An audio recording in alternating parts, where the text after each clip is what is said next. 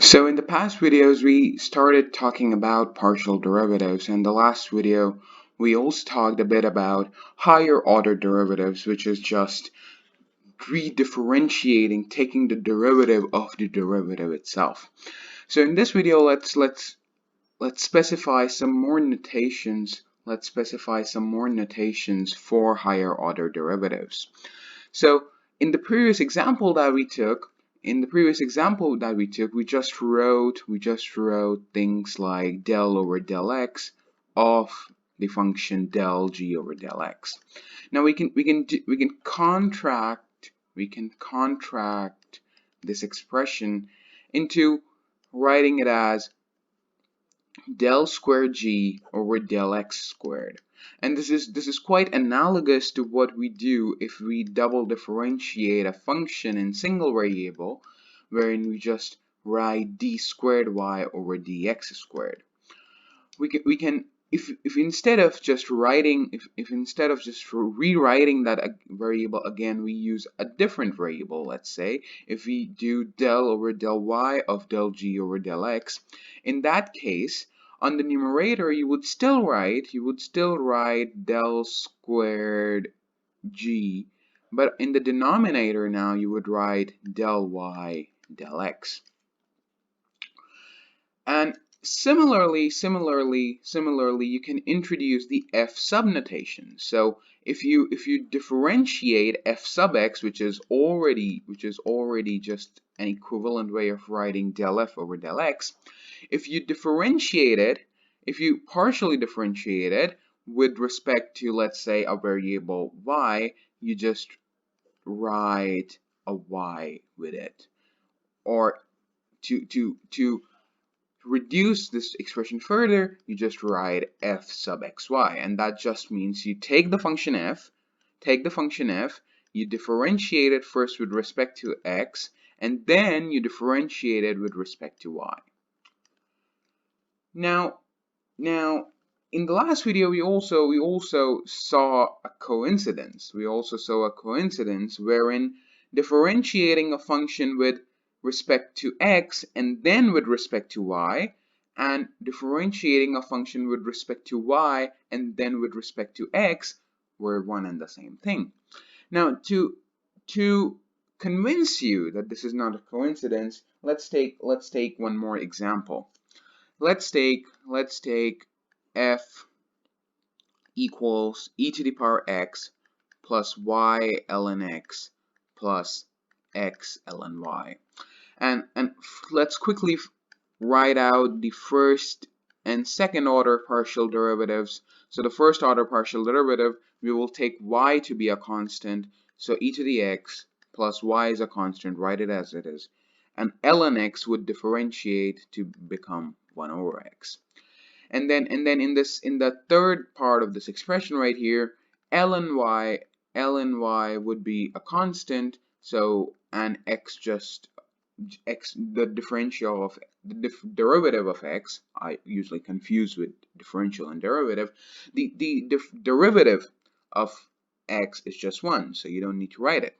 Similarly, if you do f sub y, so e to the x is a constant, you don't write it, and then y ln x, y is a variable, but ln x is a constant, so just like in this case, you write ln x, plus in the third part of this expression of f, you are just saying x to be a constant, and ln y differentiated with respect to y gives you 1 over y. Now these two are not equal. First order partial derivatives are not equal. So now what we will do is we will differentiate f of x with respect to y. Now if you do that, so e to the x is a constant, so again you don't care for that, and y over x, since 1 over x is still a constant, and y differentiating y gives you just 1, so you have 1 over x plus ln y becomes 1 over y. Now let's take f of y and differentiate it with respect to x.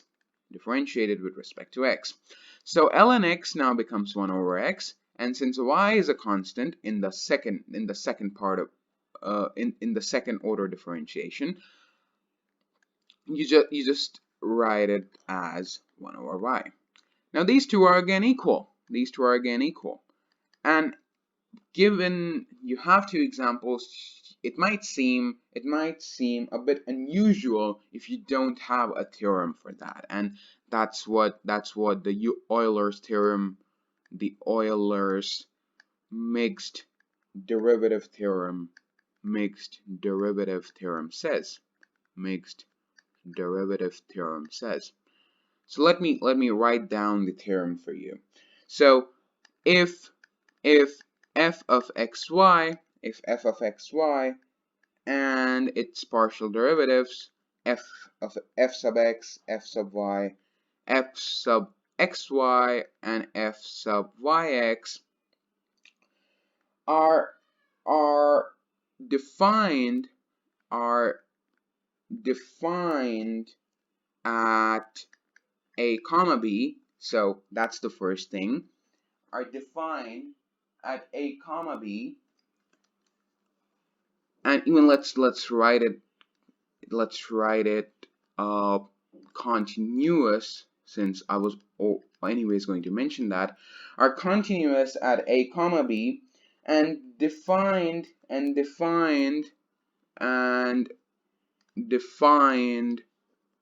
throughout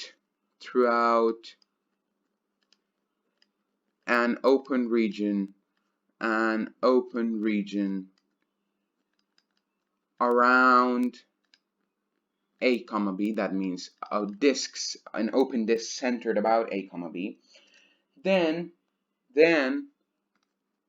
you can write f of xy at a comma b is just equal to f of yx at a comma b. Now this is really obvious, I guess, but it's really useful. So let's use it right away. So essentially what it says, that if you just ignore the hypothesis of the theorem for a minute, it just says that it doesn't matter on which order you partially differentiate a function. What it matters is that you are taking the same number of x's differentiation and the same number of y's differentiation. So let's take an example. Let's take an example to show how useful this theorem can be. So you want to figure out del squared w over del x del y of w equals xy plus e to the power y plus y squared plus 1. Now this expression right here says differentiate first with respect to y, and whatever result you get, differentiate with respect to x. Okay, so you can try that.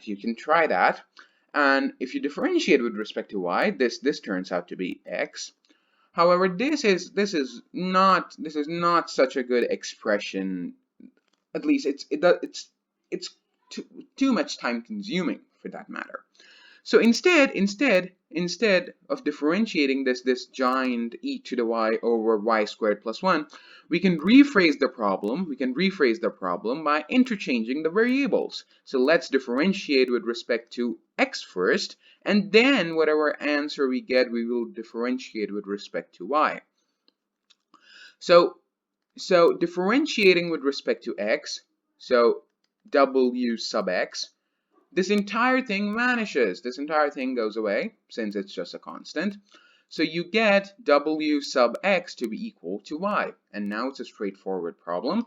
So now you differentiate w sub x with respect to y, and that's just equal to 1. So you could have technically started by differentiating with respect to y, and the answer you would have differentiated with respect to x, but you would have still landed at 1, and that's the nice thing. That's the nice thing about this theorem.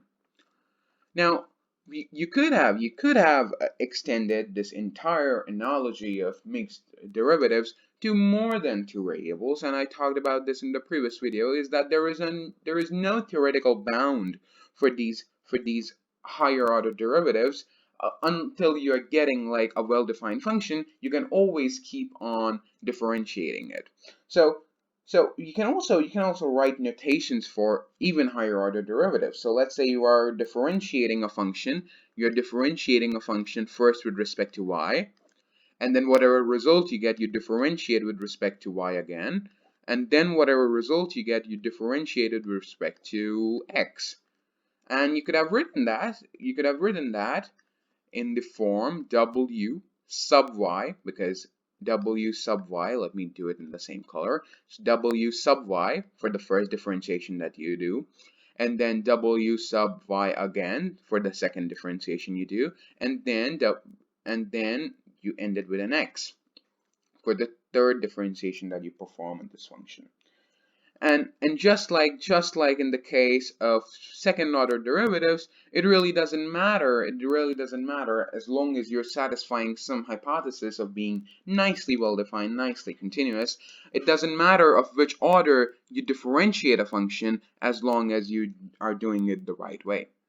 So hopefully this video and the previous two videos form a nice foundation for what exciting applications we will cover in the next video for these partial derivatives.